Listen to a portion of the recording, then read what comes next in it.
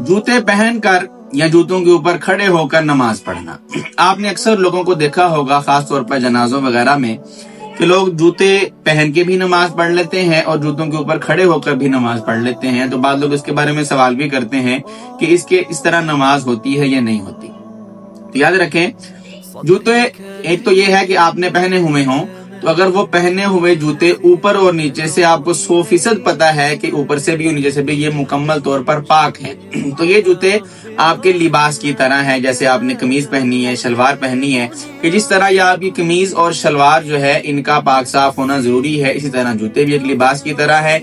अगर वो ऊपर और नीचे दोनों तरफ से पाक हैं तो उनके अंदर बिल इत्तेफाक, बिल्कुल बगैर किसी शक व शुबे के नमाज दुरुस्त है। और अगर वो नीचे से पाक नहीं है, आप उनके ऊपर खड़े हो गए हैं, तो ये ऐसे ही है जैसे आप किसी जायनमाज पर खड़े हैं, किसी जमीन पर खड़े हैं, किसी चीज के ऊपर खड़े हैं।